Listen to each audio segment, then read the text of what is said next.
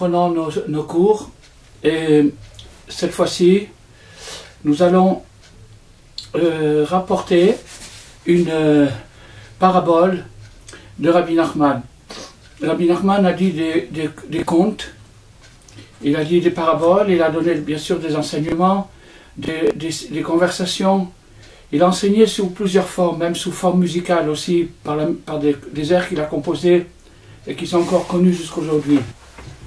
Mais le genre de la parabole, c'est une histoire allégorique, inventée de toutes pièces, afin de véhiculer un message, de donner une leçon, une idée importante. Par opposition aux contes, les 13 contes de Rabbi Nachman, qui ne sont pas des paraboles, mais qui sont des histoires vraies, seulement elles sont habillées dans un vocabulaire particulier, un peu féerique, et qui sert à atteindre un autre but que celui de nous instruire sur le plan moral et conscient. Donc, la parabole d'aujourd'hui, elle est très très connue, et elle est tellement connue qu'elle a été reprise sous toutes les formes d'expression, d'explication, et on dit même que le fameux livre de Paulo Coelho, l'alchimiste, est basé sur cette parabole, et c'est à vous d'en juger si vous avez lu le livre et si vous arrivez à faire le rapport avec cette parabole. Donc, la parabole, la voici. Rabbi Nachman nous dit qu'une fois, il y avait un homme qui habitait dans une certaine ville, et il a rêvé que à Vienne, sous le pont, il y a un trésor. Alors, il est parti, il a voyagé, il est allé à Vienne, et il s'est tenu à côté du pont. Et il a cherché des idées. Que faire maintenant qu'on est à côté du pont? C'est très bien. Alors, ça correspond à son rêve, mais comment s'y prendre maintenant? Car, de jour, il n'est pas possible de s'occuper de creuser sous un pont à cause des gens, à cause des passants. Entre-temps, est passé par là un militaire qui lui a dit: qu'est-ce que tu as à te tenir ici et à réfléchir?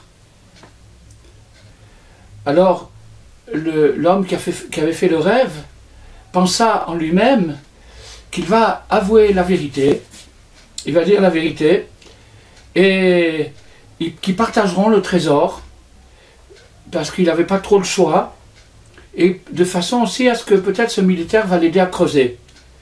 Alors il lui a raconté toute l'histoire. Le militaire lui a dit: ah là là, il n'y a qu'un juif pour croire au rêve. Moi aussi, j'ai rêvé que dans tel endroit, chez telle personne, et alors à ce moment-là, il y a une parenthèse, il lui a mentionné sa ville et son nom, c'est-à-dire la ville et le nom de l'homme qui avait fait le rêve. Dans la remise de cette personne, il y a un trésor. Est-ce que je vais aller jusque là-bas? Est-ce que je vais me rendre là-bas? C'est ça ce que lui a dit le militaire. Alors notre homme est rentré à la maison, il a creusé dans sa remise, et il a trouvé en effet un trésor. Après il a commenté toute son histoire, il a dit: maintenant je sais que le trésor se trouve chez moi, mais pour en être informé, il a fallu que j'aille jusqu'à Vienne. Voilà, donc c'est ça l'histoire telle que Rabbi Nachman l'a racontée. Et donc c'est une histoire qui est connue, elle est devenue célèbre, et comme je vous ai dit, elle a été reprise sous forme de roman. Et donc nous allons essayer d'y réfléchir. Pourquoi, en posant quelques questions, comme c'est l'habitude de le faire, pourquoi est-ce que Rabbi Nachman a choisi la ville de Vienne pour illustrer sa fable, sa parabole? Pourquoi est-ce qu'il a choisi Vienne? Ça ne manque pas des capitales en Europe. Et pourquoi Vienne? Est-ce qu'il y a quelque chose de particulier à Vienne que Rabbi Nachman ait choisi de donner cette destination à la parabole? Ça, c'est une question.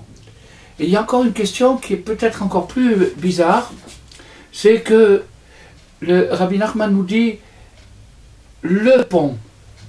En hébreu, pont se dit Gesher, Gimel, Shin, Resh, Gesher. Nous allons voir bientôt à quoi le mot Gesher, le mot pont, fait allusion. Mais il y a devant le mot pont un article défini, Ha-Gesher, le pont, qui indique qu'il s'agit d'un pont bien particulier et pas d'un autre. Donc ça aussi c'est une question. Et pourquoi est-ce que le bonhomme du rêve, quand il a entendu que le soldat, que le militaire lui a dit « moi aussi j'ai rêvé », il a cru au rêve du militaire, et la preuve c'est qu'il a rebroussé chemin avant même d'avoir creusé sous le pont de Vienne. Donc ça c'est aussi un peu bizarre. Et puis enfin, maintenant qu'on connaît cette histoire, et que on nous dit que le trésor se trouve chez nous, donc est-ce qu'il y a encore besoin de se rendre quelque part où on nous dirait que le trésor se trouve chez nous? Puisque le personnage de la parabole, il nous apprend une chose, que lui, il a fallu qu'il se rende, grâce à son rêve, il s'est rendu jusqu'à Vienne, et à Vienne, on l'a renvoyé chez lui, et il a bien compris que c'est ça ce qu'il devait faire, il est rentré chez lui, et il n'y a pas eu de problème. Donc, maintenant que le secret nous est donné, le trésor se trouve chez nous, et donc, apparemment, il deviendrait inutile de nous rendre dans un endroit où on nous le dirait, puisqu'on le sait déjà. Bon, à part ça, alors une question encore plus essentielle, plus fondamentale pour la compréhension du signifié, le signifié de la parabole, l'esprit de la parabole, son sens, c'est qu'est-ce que c'est que ce trésor? On sait très bien que Rabbi Nachman a très fermement conseillé à nos générations de nous méfier de la course à l'argent, la course au trésor, c'est-à-dire de s'imaginer que la fortune se trouve X ou Y et qu'elle pourrait nous rendre heureux. Il nous en a dissuadé en nous disant que, comme nous le dit le Pirkei Avot, les sages, dans le traité des principes, Marbe Nechassim, Marbe Dahaga, plus on a de biens, plus on a de possessions et plus on est soucieux. Donc, est-ce que Rabbi Nachman, soudain, changerait son opinion et nous dirait d'aller chercher des soucis, d'aller chercher à Vienne, de voyager jusqu'à Vienne pour aller chercher des soucis? Je ne pense pas que ça soit ça. Donc, on est obligé de dire que le trésor veut dire autre chose. Il a un signifié plus profond. Et c'est un verset dans la Bible qui nous dit que, un verset des prophètes, qui nous dit que la crainte du ciel, c'est ça, son trésor. Alors, la crainte du ciel, ça signifie les ailes du cœur. Notre cœur a deux ailes, grâce auxquelles il peut s'élever. Si on veut faire une élévation du cœur, si on veut s'élever émotionnellement, il faut utiliser les ailes qui nous permettent à cet envol. Donc, ces deux ailes sont l'amour et la crainte.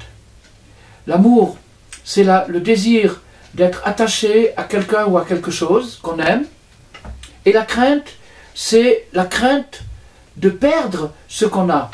Si on possède, par exemple, s'il y a quelqu'un à qui on tient beaucoup, si on tient beaucoup à quelqu'un, eh bien, à chaque seconde, on tremble et on craint de le perdre, on craint qu'il lui arrive quelque chose. On est toujours sur les nerfs parce qu'en se disant peut-être qu'il est arrivé quelque chose. Surtout s'il ne téléphone pas ou si on ne le voit pas pendant une période, on commence à se faire du souci parce que l'amour amène la crainte et la crainte amène l'amour et en vérité c'est une seule chose. Cette chose-là, c'est le trésor émotionnel qui se trouve en chacun de nous. On a en chacun de nous ces deux forces-là qui nous permettent d'exister, de fonctionner et d'avoir des réactions émotionnelles par rapport à ce qui nous arrive dans la vie.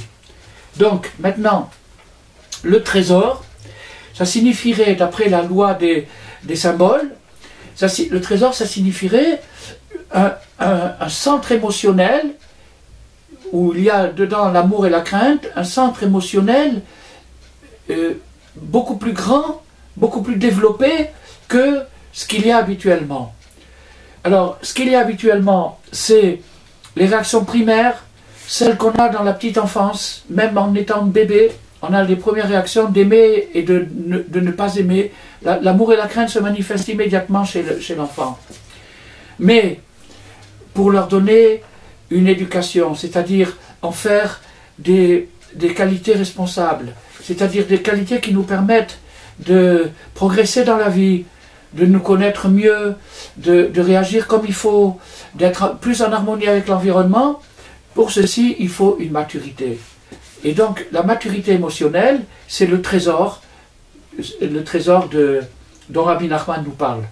Donc, cet homme-là, il a rêvé, on va un peu revenir sur le sens des rêves, il a rêvé qu'il fallait, c'est à Vienne, sous le pont, alors, sous le pont, c'est à Vienne que se trouve son trésor. Bon, alors il a pris la route, et il a été fidèle à son inspiration. Il a été inspiré par un rêve, c'est aussi un moyen d'inspiration. Et donc, disons qu'il y a certains rêves qui nous proviennent des machinistes. Les machinistes, c'est des espèces de créatures qui projettent comme un espèce de film dans notre mémoire et qui nous font rêver à ceci ou à cela. Alors ça, c'est des forces qui sont un peu extérieures à l'homme. Mais il y a aussi des forces intérieures à l'homme, c'est-à-dire des mémoires enfouies dans la personne, qui peuvent même être des mémoires prénatales, des mémoires qu'on a eues, des expériences qu'on a eues avant la naissance. L'expérience principale qu'on a avant la naissance, alors là, c'est une leçon de Rabbi Nachman, la leçon 188 dans l'Likutei Moharan. Et donc, cette leçon prénatale essentielle, c'est lorsque l'embryon se trouve dans le ventre de sa mère. La Gemara nous dit qu'il est initié à sa mission de vie, à sa mission sur terre. On lui dit qu'est-ce qu'il va venir faire dans ce monde. Dieu n'envoie jamais une personne sur terre sans lui dire qu'est-ce qu'il va y faire, qu'est-ce qu'il doit y faire, qu'est-ce qu'il peut y faire. Et il lui donne un assortiment de pouvoirs, de dons et de qualités qui lui permettront d'exécuter sa mission. Mais naturellement, pour pouvoir exécuter sa mission, il faut savoir qu'est-ce qu'elle est. Il faut savoir pourquoi, qu'est-ce qu'on fait ici, qu'est-ce qu'on fait dans ce monde. C'est la question la plus importante. Qu'est-ce que je fais là? C'est la question la plus importante. Alors, cette question-là, elle est répondue à l'enfant, à l'embryon, quand il est dans le ventre de sa mère, mais la Gemara nous dit que dès qu'il apparaît sur terre, dès que l'enfant naît, on peut dire dès qu'on lui coupe le cordon ombilical, eh bien, il est frappé entre le nez et la lèvre supérieure, et on lui fait oublier toute cette instruction extraordinaire qu'on lui avait donnée dans le ventre de sa mère. Et alors, donc, le reste du temps, il sera en question, en errance, à chercher qu'est-ce que je fiche ici, qu'est-ce que je fais dans ce monde, pourquoi on m'a créé, pourquoi je suis comme ça. Par exemple, si quelqu'un a été créé avec tel défaut ou tel manque, Chas v'Shalom, que Dieu nous préserve, mais qu'il ait un manque physique, par exemple, ou bien la pauvreté, ou bien des difficultés avec son entourage, il se demande pourquoi. Il se pose des tas de questions auxquelles il n'y a pratiquement pas de réponse. En vérité, il y en a une, la seule et unique réponse, c'est ta mission sur Terre. Suivant ta mission sur Terre, tu auras reçu des qualités et des défauts qui vont permettre le développement de tes forces internes, des forces qu'on t'a données, pour atteindre ce but. Bon, donc, maintenant, le problème c'est qu'on ne sait pas. Alors Rabbi Nachman nous dit qu'il faut voyager.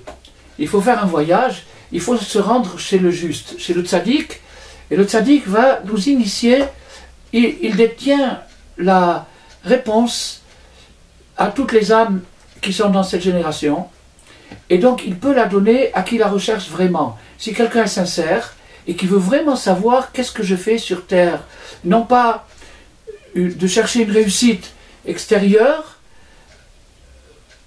à quelque niveau que ce soit, mais une réussite intérieure, personnelle, individuelle. Quel est le sens de mon existence dans ce monde?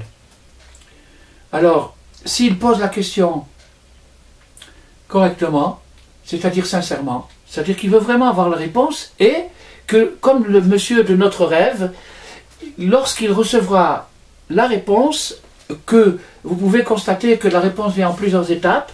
Premièrement, c'est aller à Vienne, et ensuite retourner chez toi, sans avoir creusé même à Vienne.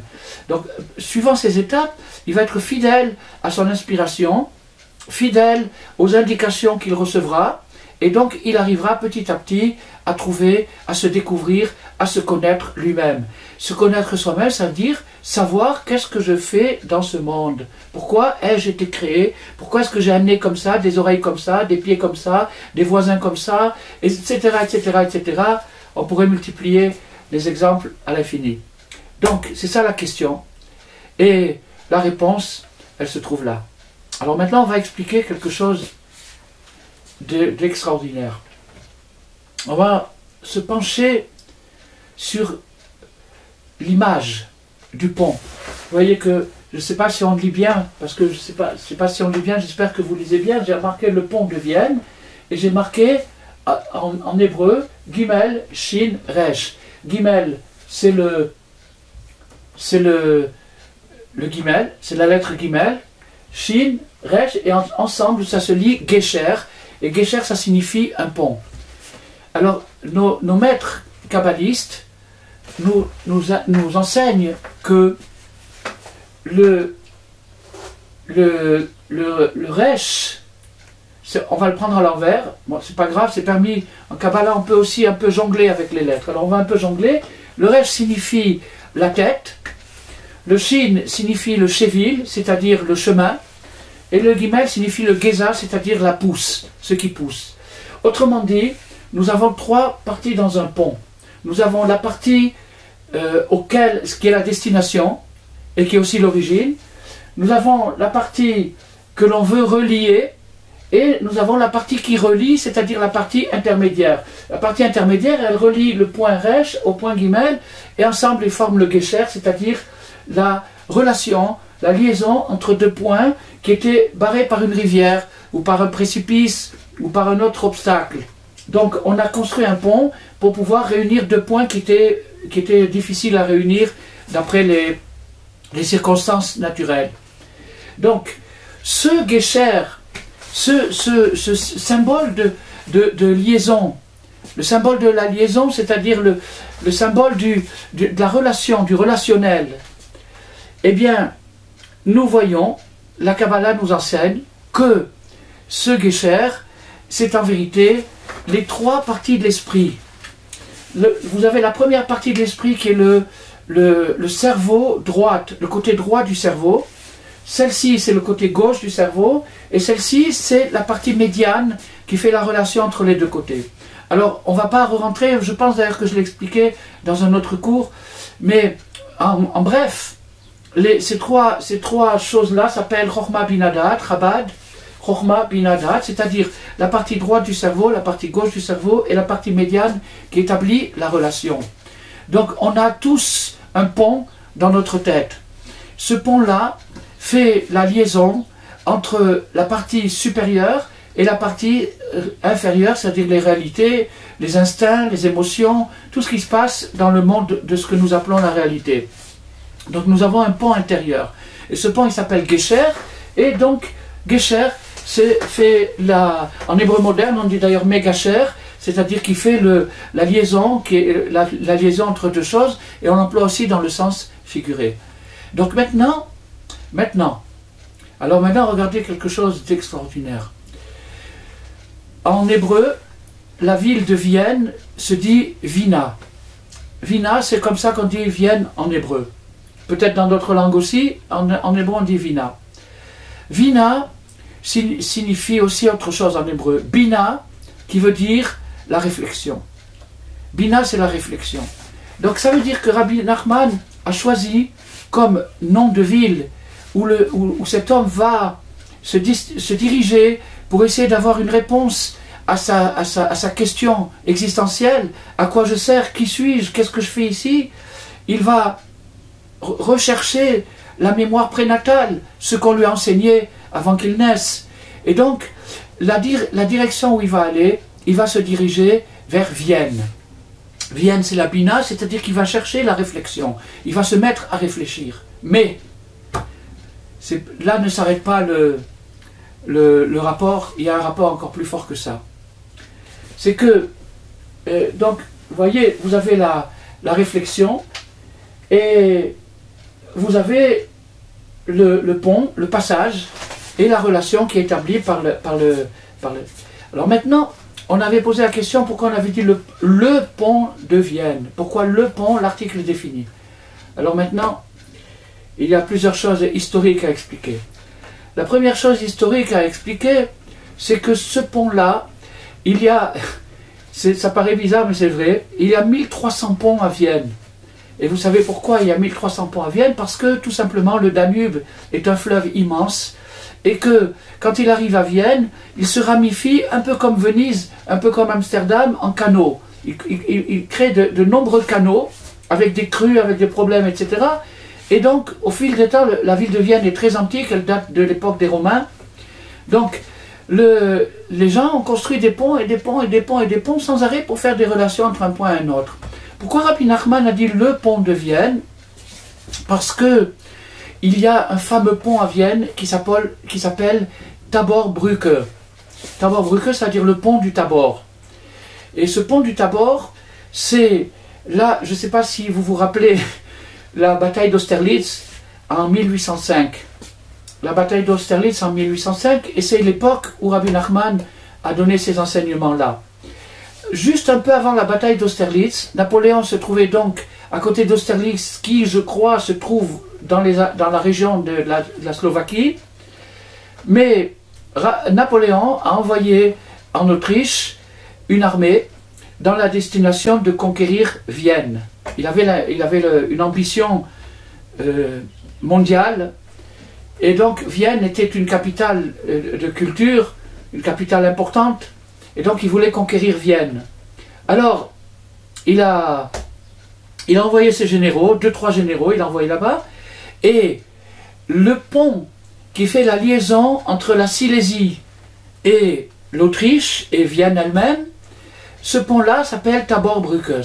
C'est un des ponts les plus fameux à Vienne, et c'est le pont par lequel il faut passer quand on arrive de l'extérieur, si on veut rentrer dans la ville, à plus forte raison si on veut la conquérir. Alors ce pont-là, qui était dans une grande partie fabriqué de bois, quand l'armée de Napoléon s'est approchée de Vienne, les Autrichiens ont entassé des tonnes et des tonnes et des tonnes de bûches et des bois et des bois et des bois et des bois pour brûler le pont, pour empêcher les Français de rentrer dans Vienne. Alors qu'est-ce qu'ils ont fait les Français? Les généraux se sont présentés aux soldats de Vienne, à ceux qui gardaient le pont, et qui étaient à 2 doigts d'allumer l'allumette pour craquer le pont entier. Alors, les généraux français ont fait une ruse, ils ont fait croire aux soldats autrichiens que l'armistice avait été signé et qu'il y avait un traité de paix, c'était pas la peine de faire la guerre, tout le monde était ami, tout le monde était content, laissez-nous rentrer, on vient en ami, on vient pas pour le truc. Alors les autres, ils y ont cru, et grâce à une intervention un peu violente, ils ont bousculé le militaire qui devait allumer le feu n'a pas été allumé, le pont n'a pas été brûlé, et les Français sont rentrés dans la ville de Vienne, et ils l'ont conquise sans coup de feu, sans mort, sans rien du tout. Bon, combien de temps ça a duré, ça j'en sais rien. Je me suis juste occupé de voir pour ce qui nous concerne. Alors, donc, on va revenir sur ce détail de Napoléon et du Tabor, etc., etc. Mais maintenant, on va se poser la question, pourquoi Vienne? Encore une fois, pourquoi Vienne? Pourquoi cette capitale? Pourquoi pas Prague? Pourquoi pas Milano? Pourquoi pas Athènes? Pourquoi Vienne? Alors,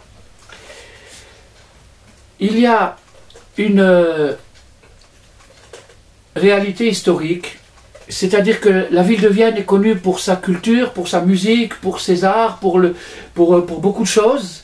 Mais ce qui a rendu Vienne célèbre au XIXe siècle et au XXe siècle, au début du XXe siècle, c'est la découverte de la psychanalyse. C'est-à-dire que Freud, qui était le maître de la psychanalyse, qui a découvert cette nouvelle forme de réflexion, de recherche, d'analyse, vivait à Vienne. Et ce Freud, il avait deux élèves, un qui s'appelait Viktor Frankl et l'autre qui s'appelait Alfred Adler. Donc ces trois, Sigmund Freud, Viktor Frankl et Adler. Après il y a eu, comment il s'appelle, excusez-moi j'ai oublié son nom, Jung. Mais Jung ne faisait pas partie du trio. Le trio c'était Freud, Adler et Frankl. Donc ces trois-là ont découvert le principe du subconscient.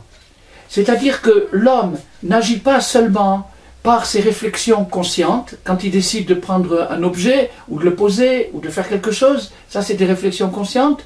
Il agit aussi par des réflexions subconscientes qui se font d'elles-mêmes sans le contrôle de la connaissance.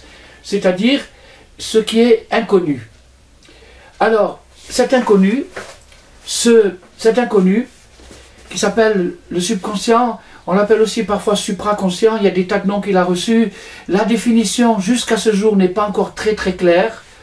La racine dans la tradition, c'est tout simplement la mémoire et l'oubli. La mémoire, c'est le conscient, c'est-à-dire ce qui est actif dans notre mémoire, c'est ce dont nous sommes conscients. Si par exemple on me demande on demande une question, quel est ton numéro de téléphone, normalement je devrais être capable de le dire, parce que ça doit être dans ma mémoire. Et il y a des choses qui sont parfois très très très importantes, comme par exemple des traumatismes qu'on a eu dans la petite enfance ou un peu plus tard, et qui sont enfouis dans le subconscient. C'est-à-dire on n'est pas conscient de la présence de ces choses, mais elles sont bien là, et non seulement elles sont bien là, mais elles sont actives, elles agissent indirectement. Comment est-ce qu'elles agissent indirectement? Par la voie des rêves. Le rêve est une des manières dont le subconscient communique avec le conscient. C'est-à-dire il envoie des messages. Il y a encore beaucoup d'autres choses. Certains disent que les maladies aussi sont des formes de messages envoyés par le subconscient pour pouvoir nous prévenir de telle ou telle rectification qu'on devrait faire sur notre comportement, etc. etc. Donc maintenant, toute la psychologie moderne s'appuie sur cette connaissance-là et naturellement sur l'exploration du subconscient, c'est-à-dire explorer ce domaine qui est infiniment plus grand que le conscient. Le conscient est minuscule par rapport au subconscient et qui est responsable de nos réactions et surtout des réactions émotives, comme j'ai dit tout à l'heure. La maturité émotionnelle, il est très très dur de dominer des sentiments quand on n'est pas conscient qu'ils nous habitent. Si par exemple quelqu'un a une haine cachée contre une autre personne ou un autre système ou ceci ou cela, et il ne sait pas qu'il a cette haine va le porter à se comporter d'une manière négative vis-à-vis de la personne, sans qu'il en soit conscient. Dans son conscient, il se pose même des questions. Pourquoi j'agis toujours comme ça? Pourquoi je le traite toujours pas gentiment? Pourquoi ceci? Pourquoi cela? Tout ça, la réponse se trouve dans notre subconscient. Alors, maintenant, les trois compères, c'est-à-dire Freud, Frankl et Adler, n'ont pas tardé, bien qu'ils avaient la même recherche, c'est-à-dire que pour eux ce qui était important c'était d'arriver à déchiffrer, les énigmes du subconscient. C'est-à-dire, vous voyez par exemple aujourd'hui, il y a des gens qui font de la graphologie, qui est d'ailleurs entièrement basée là-dessus, et il y a des gens qui font de la graphologie de dessins d'enfants. Ils prennent les dessins d'enfants, ils analysent le dessin de l'enfant, et si l'enfant a mis une cheminée, ou s'il a mis un oiseau, ou s'il a dessiné son papa sans les bras, ou sa mère avec 3 fois plus grande que tout le monde, etc. Tout ça, c'est le subconscient qui exprime des choses que l'enfant a enregistrées sans en être conscient. Et donc c'est enregistré, c'est gravé dans ses mémoires, et ça continue à agir, mais sans qu'il soit en contrôle. Donc pour pouvoir arriver à être en contrôle de soi-même, et pour pouvoir arriver à exploiter les dons et les qualités qu'il y a en nous, il faut prendre conscience. Et prendre conscience, ça veut dire interroger le subconscient. Alors, là-dessus, sur ce point-là, vous savez que quand on dit d'après la théorie des kantistes, les kantistes c'est une méthode, un système de physique contemporaine, et d'après les kantistes, c'est le savant qui détermine le résultat de l'expérience. C'est-à-dire que suivant ce qu'il veut sortir de son expérience, il va diriger la matière, il va diriger les choses, il peut arriver à un résultat différent de son collègue qui analyse la même chose, mais qui arrive à une conclusion différente. Bon, alors donc ces trois compères, Freud, Fraenkel et Adler, ont tous les trois cherché activement à comprendre le mécanisme du subconscient et du passage du subconscient au conscient et vice-versa, c'est-à-dire le guécher, le pont, la relation. Et ils sont arrivés à 3 conclusions différentes. Il faut croire qu'ils avaient un préjugé personnel, une façon de penser personnelle qui a orienté leur recherche et qui a déterminé le résultat de la recherche. Alors, d'après Freud, le plaisir serait la motivation principale de l'homme. Ça, c'est d'après la théorie freudienne, et donc après ça, il a développé du plaisir, il est passé au libido, ce qui est tout à fait naturel, et donc, etc., etc. Il a développé toutes ces thèses qui sont bien connues aujourd'hui. Adler, lui, il a préconisé le pouvoir. Il a dit que non, c'est pas le plaisir qui motive les gens, c'est le pouvoir. Le pouvoir et le pouvoir individuel en particulier, c'est-à-dire la concentration sur la valeur intrinsèque et individuelle d'un personnage par opposition à sa valeur sociale et à son rôle dans la société. Donc ça c'est la théorie de Adler. Et enfin Fraenkel, qui lui a dit c'est ni le plaisir ni le pouvoir, c'est le sens de la vie, la signification de la vie. Si quelqu'un a un sens dans sa vie, il est motivé, il a envie de se lever le matin, il a envie d'aller travailler, il a envie de construire une famille, il a envie de vivre, il a un amour de la vie, il veut vivre. Donc, le sens, avoir un sens dans son existence, d'après Fraenkel, c'est ça l'essentiel. Où est-ce que Fraenkel a découvert cette théorie? Il l'a découvert dans l'endroit le plus triste du monde. Fraenkel habitait à Vienne, comme je l'ai dit, les trois habitaient à Vienne, et Fraenkel habitait à Vienne, et quand Vienne a été occupée par le Anschluss, c'est-à-dire l'alliance des Autrichiens avec l'Allemagne nazie, immédiatement les persécutions ont commencé, bien qu'elles avaient déjà commencé avant, puisque le maire de Vienne était un très très grand antisémite, mais de façon pratique et sous forme de pogrom et de confiscation et de déportation, ça n'a commencé qu'à partir du Anschluss. Et donc, Fraenkel, qui était connu comme un savant, il était jeune à l'époque, mais il était prometteur. L'ambassade américaine de Vienne lui a proposé un visa pour immigrer aux États-Unis. Il lui a proposé un visa pour venir aux États-Unis pour sauver cette tête, ce savant. Et lui, il a refusé. Pourquoi est-ce qu'il a refusé?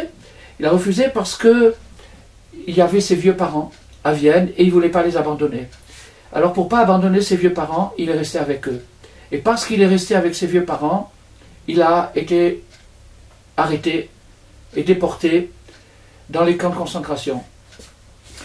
Quand il est arrivé dans les camps de concentration, il avait amené avec lui une partie de ses écrits qui lui ont été confisqués, qui ont été brutalisés, qui ont été dilapidés. Et lui s'est retrouvé avec plus rien, des années d'études qu'il avait notées sur ses cahiers, tout ça a été disparu. Mais il a fait une découverte extraordinaire. Il s'est rendu compte que les nazis faisaient une sélection par rapport à leur intérêt, c'est-à-dire d'exploiter des esclaves, c'est-à-dire celui qui pouvait travailler était conservé jusqu'à ce qu'il ne puisse plus travailler, après ça il était tué. Et celui qui ne pouvait pas travailler était tué immédiatement. Donc Frenkel s'est rendu compte d'une chose, c'est qu'il y a une autre sélection qui s'est produite dans les camps, et donc c'est vraiment l'endroit le plus triste du monde. C'est une sélection par rapport à l'idéal. Frenkel, qui n'était pas un personnage particulièrement attaché à la tradition, on dit qu'il mettait les téphilines et on dit qu'il faisait un psaume par jour. Il avait donc un respect qu'on voit dans son livre, un profond respect pour la tradition. Mais il n'était pas, on ne peut pas dire qu'il était affilié à un groupe religieux ou autre. Mais cependant, il s'est rendu compte que les gens qui arrivaient dans les camps, immédiatement, se transformaient, se métamorphosaient. Et les gens qui avaient un idéal, alors leur idéal leur donnait la force de survivre et même de se dépasser. Parce que dans une situation dure comme celle-ci, il faut faire appel à des forces cachées, et c'est ce qui se produisait, et l'appel aux forces cachées a amené ces gens-là à devenir des héros, à se dépasser, à dépasser la condition humaine habituelle, à devenir des gens extraordinaires, beaucoup plus que s'ils n'étaient jamais rentrés dans les camps. Certains d'eux ont survécu, d'autres n'ont pas survécu, d'autres ont laissé des écrits, etc. Il y aurait beaucoup à dire là-dessus, mais je veux essayer d'abréger pour pouvoir arriver au point que je voudrais expliquer. Donc, il s'est rendu compte que les gens qui n'avaient pas d'idéal, c'est-à-dire un idéal religieux, politique, professionnel, familial, social, etc., les gens qui n'avaient pas d'idéal, immédiatement, ces gens-là se décomposaient. Ils perdaient toute leur dignité, ils perdaient le respect de soi-même, et ils se transformaient. Il n'y a pas de mots pour qualifier, les pauvres gens, on ne peut pas les juger, on ne peut pas dire quoi que ce soit sur eux, mais c'est ça ce qui s'est passé. Alors de là, Frenkel a tiré sa théorie qui lui a valu, il est sorti des camps, il a survécu à l'Holocauste, il est sorti, il est allé en Amérique, et sa découverte lui a valu une renommée mondiale. Le petit livre qu'il a écrit, L'homme à la recherche d'un sens, je ne sais pas exactement le titre en français, mais vous pouvez le retrouver facilement, par Viktor Frankl. Eh bien, ce livre-là a été imprimé en 11 millions d'exemplaires, c'est-à-dire traduit dans toutes les langues, c'est devenu un best-seller. Et il a créé une école de psychologie, et dans cette école de psychologie, on se concentre sur le sens de la vie, c'est-à-dire donner un sens à la personne ou lui faire découvrir qu'est-ce qui pourrait être sa mission de vie et son but. Donc on retrouve l'idée qu'on avait évoquée au début de cette discussion, c'est-à-dire l'idée de l'information qui a eu l'information prénatale et qui se retrouve naturellement enfouie dans le subconscient, et cette idée-là, elle va faire surface grâce à l'art, à l'habileté du praticien, c'est-à-dire du docteur, du professeur qui s'occupe du patient et qui lui fait sortir ses mémoires, etc., pour arriver à l'aider à déterminer un idéal dans son existence, une raison d'être. Et grâce à cette raison d'être, il sera content de se lever le matin, il sera content d'avoir envie de vivre et de construire son existence. Alors regardez maintenant quelque chose d'extraordinaire. Le pont, on a dit que c'était le système mental. Vienne, on a dit que c'était la bina, c'est-à-dire la réflexion. La Bohème et la Silésie, c'est l'endroit par lequel Napoléon arrive. Napoléon arrive de Bohème, et en hébreu, le mot Bohème, il veut dire Behema, qui veut dire la bête, l'animal. C'est-à-dire le Nefesh Behemi, l'âme animale de la personne.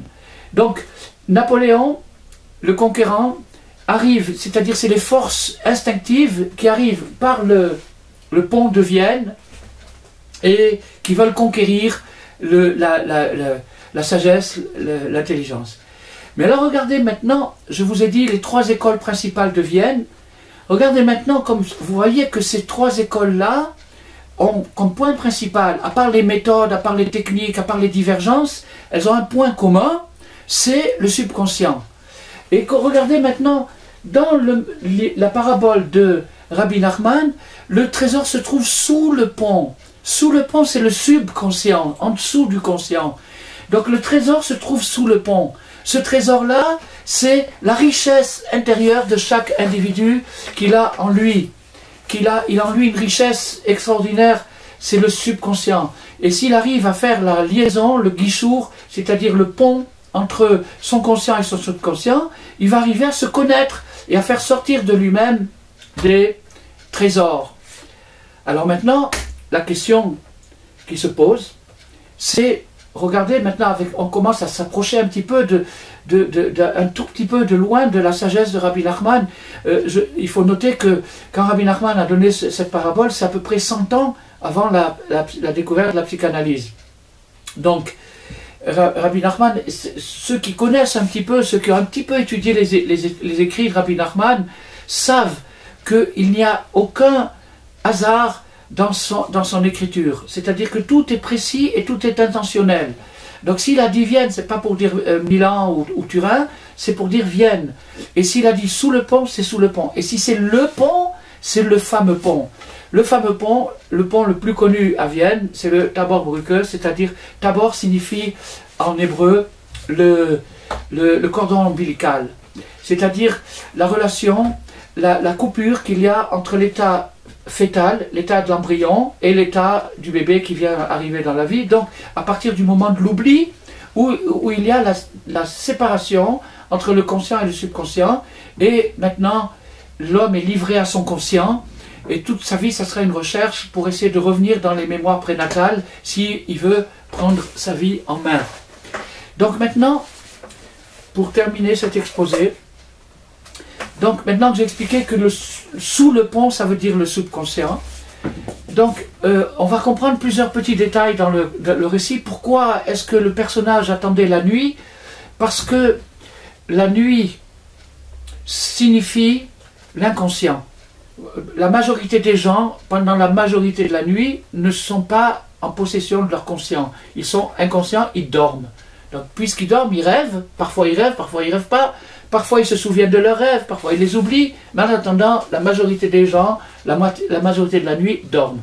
Et donc c'est le moment où, pendant ce qui s'appelle en hébreu le Esser Hadat, c'est-à-dire l'absence du conscient, c'est là où il y a des lapsus révélateurs, c'est-à-dire des improvisations spontanées qui font que la personne dit ce mot à la place d'un autre, etc., etc. Ça s'appelle la nuit.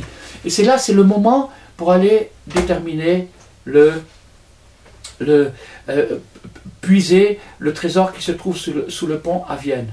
Alors maintenant, on va terminer cet exposé par deux questions.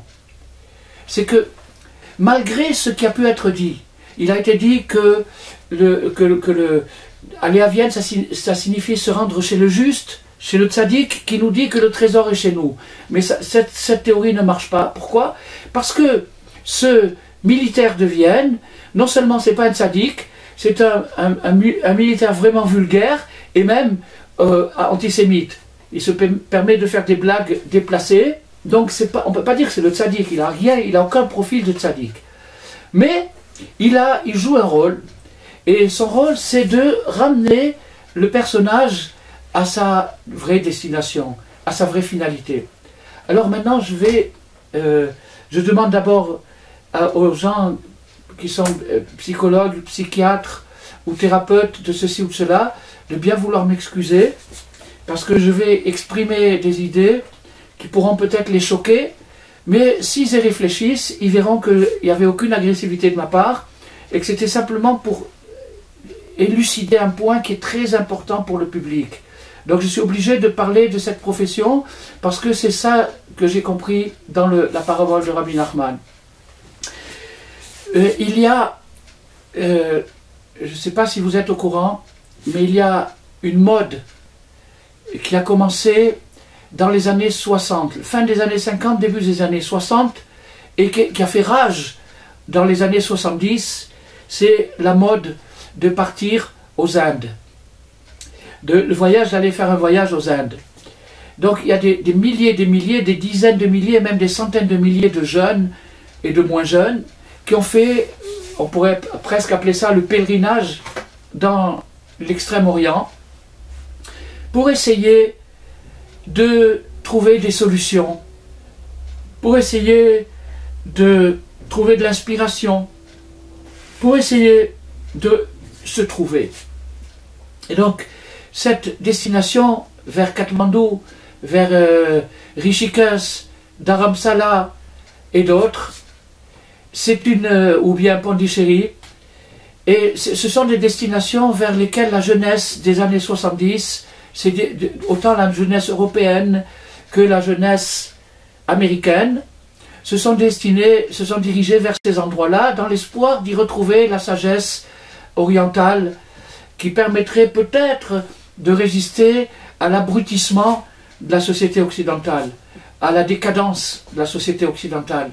Donc, ce mouvement de masse, on peut l'appeler un mouvement de masse, surtout qu'il s'agit là de jeunes qui se posent des questions, qui veulent savoir pourquoi, qu'est-ce qu'ils font sur Terre, à quoi rime cette existence, qu'est-ce qu'on doit faire, qu'est-ce qu'on attend de nous. Donc c'est quelque chose de c'est qualitatif. Eh bien, ces jeunes-là se sont rendus aux Indes, puis petit à petit, naturellement, il y a eu la récupération qui s'est produite tout de suite, il y a des gens qui ont trouvé leur voie, il y a des gens qui ont appris le yoga, il y a des gens qui sont rentrés dans un ashram ou dans un autre, il y en a d'autres qui ont fait la sadhana, c'est-à-dire qu'ils se sont transformés en mendiants, etc., etc. Il y a un nombre infini de bouquins et de films qui ont été produits pour nous décrire ce pèlerinage à la sagesse des Indes. Notre tradition nous enseigne que la sagesse des Indes provient du patriarche Avraham. Avraham Avinu avait plusieurs sortes d'enfants. Il avait 3 sortes d'enfants. Il avait en premier Ishmaël, qu'il a eu avec Agar, la princesse égyptienne. Puis il a eu Yitzhak, qu'il a eu avec Sarah. Puis enfin, quand Sarah a quitté ce monde, Abraham s'est remarié avec Ketura. Et certains disent que Ketura était une nouvelle femme. D'autres disent que non, c'est pas une nouvelle femme, c'est tout simplement Agar qui est revenue vers Abraham. Et donc, peu importe l'opinion, si c'est Ketura, si c'est Agar ou pas Agar, en attendant, Abraham s'est remarié dans la fin de ses jours et il a eu beaucoup d'enfants. Et ces enfants-là, ça s'appelle Bnei Ketura, les enfants de Ketura. Et quand Abraham a été prêt à quitter ce monde, il a donné son héritage à Yitzhak et aux enfants de la concubine, il leur a donné des cadeaux. Alors, Rashi nous dit, quel cadeau il leur a donné? Des formules occultes.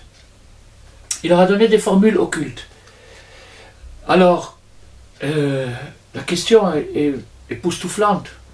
Des formules occultes, de la magie. Mais Avraham Avinu est connu précisément pour celui qui a lutté contre la magie, contre la sorcellerie, contre l'idolâtrie, contre toutes les formes d'aberrations spirituelles qui peuvent exister.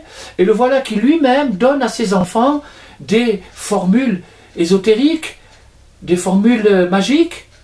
Ça ne cadre pas avec le personnage.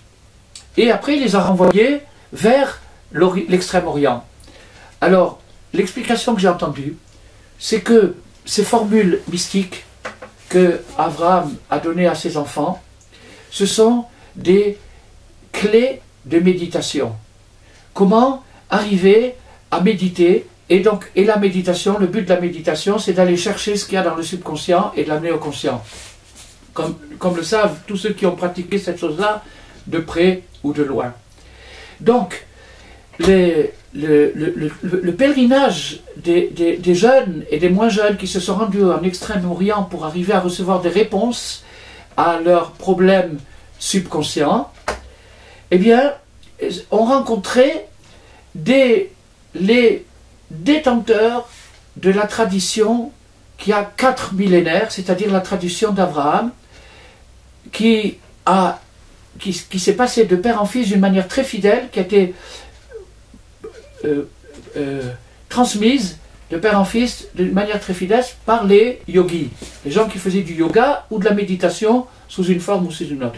De telle sorte que quand la génération moderne et postmoderne, maintenant on est déjà dans la génération postmoderne, quand ces générations vont être asphyxiées par la culture occidentale qui est complètement décadente, quand ces gens-là, ces gens qui vont avoir des questions auxquelles la culture ne répond pas, ils vont aller les chercher en Extrême-Orient, et ils vont rencontrer un écho de ce que Abraham a lancé il y a 4000 ans, c'est-à-dire cette sagesse-là de retourner dans son subconscient.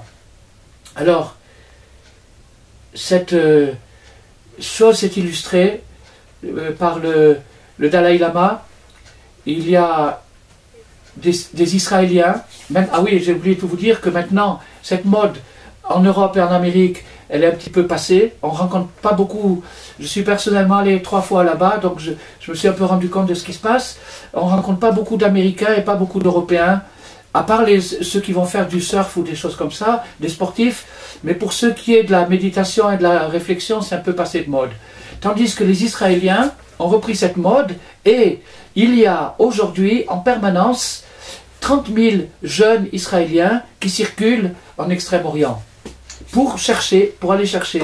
Ils partent dans les montagnes, ils prennent un sac à dos, ils vont dans les montagnes, ils font des marches durant des semaines avec une petite bouteille d'eau et quelques crackers. Ils partent là-bas dans les montagnes, ils y restent en général à peu près 6 mois, et ils y vont en général après l'armée. Donc cette décompression qu'ils vont faire là-bas, dans un pays idéal pour la décompression, parce que là-bas c'est tellement décompressé que c'est immense. Donc ils arrivent là-bas et ils vont, suivant leur destination, suivant leur affinité, suivant leur goût, ils vont ici ou là. Et donc il y avait un jeune qui était rentré chez le Dalai Lama pour essayer d'apprendre une sagesse, et le Dalai Lama l'a renvoyé chez lui. Il a dit: mais qu'est-ce que tu fiches là? Qu'est-ce que tu viens chercher chez nous? Des choses qui se trouvent chez vous. Vous avez la racine. C'est vous qui avez amené la spiritualité sur terre. Vous avez la racine. Qu'est-ce que vous venez faire ici? Vous n'avez pas besoin de nous. Rentrez chez vous et cherchez dans vos livres. Cette histoire-là, que j'ai entendue à propos du Dalai Lama, je l'ai encore entendue des dizaines de fois. Sans exagérer, des jeunes qui revenaient de là-bas, qui étaient rentrés dans un ashram et qui avaient été pratiquement renvoyés par le gourou, le maître de l'ashram, et qui était retourné à la maison. Entre parenthèses, habitant en Israël depuis 21 ans, et m'occupant de ces choses-là, d'une manière totale, c'est-à-dire je suis totalement dans cette chose-là, je rencontre sans arrêt des gens qui reviennent de là-bas, des gens qui y vont, des gens qui y sont, on parle par téléphone, par écrit, etc., etc., et j'ai fait moi-même le voyage 3 fois de suite. Mais je me rends compte que ces gens-là ne reviennent pas les mains vides. Ils reviennent avec un bagage spirituel qu'ils ont reçu là-bas, et qui est la répercussion, l'écho lointain de la sagesse d'Avraham Avinu, puisque il leur est très facile, à leur retour ici, en Israël, il leur est très facile de renouer avec de faire le guécher, de refaire le pont avec la tradition. Ça veut dire quoi? Ça veut dire que le gourou de Katmandou les a renvoyés à la synagogue. Voilà ce que ça veut dire.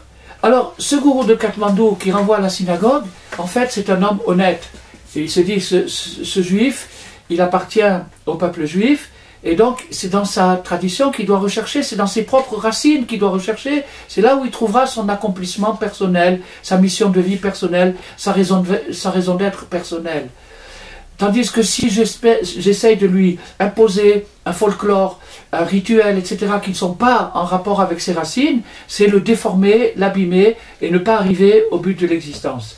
Donc maintenant, il faudrait souhaiter que les psychologues, les psychiatres et autres thérapeutes dans la zone mentale aient au moins l'honnêteté de ces gourous, et quand ils ont un patient en face d'eux, au lieu de le bourrer avec des produits chimiques qui ont souvent des effets désastreux, et donc sans parler des produits qui ne sont pas vraiment bien testés, et qui seulement quelques années après s'avéreront dangereux, bien que ça aide d'un côté, mais ça abîme d'un autre côté. Donc il serait à souhaiter que ces gens-là, quand ils ont affaire à quelqu'un dont ils arrivent à sentir la sensibilité spirituelle, de lui dire les réponses à tes questions profondes, à ton subconscient, elles se trouvent dans la Torah. C'est la Torah qui va te donner. La Torah, c'est ton âme.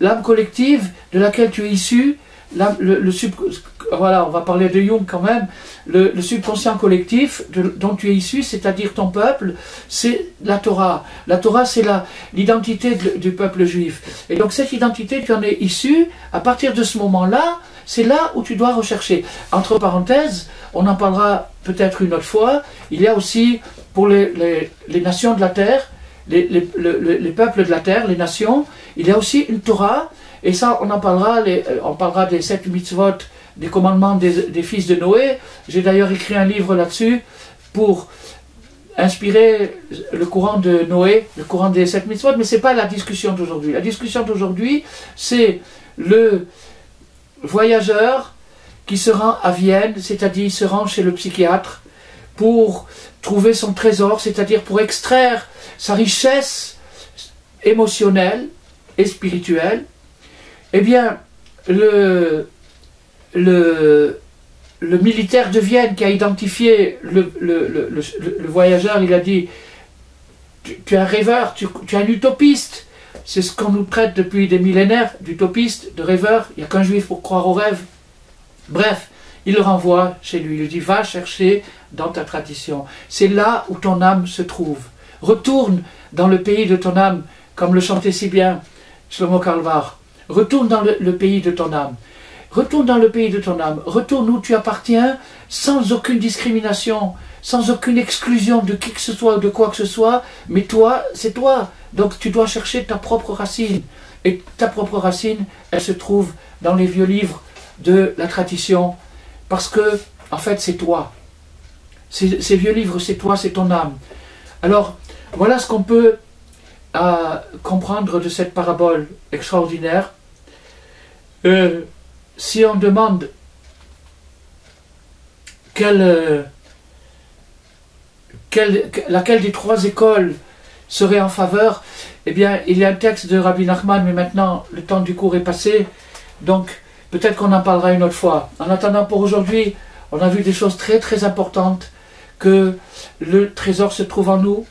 Le trésor, c'est la maturité émotionnelle, la richesse intérieure d'une personne qui est pratiquement infinie. Elle se trouve en nous, mais il faut parfois se rendre jusqu'à Vienne, c'est-à-dire être confronté à la science moderne, la psychologie ou bien la science antique, qui nous ramène chez nous et qui nous dit ne perds pas ton temps avec des choses qui ne sont pas pour toi. Ce qui est pour toi, c'est ta recherche spirituelle personnelle et tu verras que tu y trouveras toutes les réponses. Pourquoi? Parce que la tradition a fait ses preuves. Elle a fait ses preuves. Elle a plus de 4000 ans d'existence, elle a fait ses preuves. Elle a permis à des milliers, des millions de gens de tenir la route et de survivre, d'être encore aujourd'hui vivants et de continuer aujourd'hui. Ce qu'on a parlé aujourd'hui, c'est une preuve de cette vie. Ça existe encore, on parle 200 ans après de la parabole de Rabbi Nachman, elle est là, elle est vivante. Donc puisqu'elle est vivante, elle a une signification personnelle pour chacun de nous. Et donc je souhaite à chacun et à chacune d'entre nous de développer, de rechercher à la lumière de la Torah cette richesse intérieure qui est en lui et en elle, et à ce moment-là, ils réussiront leur vie.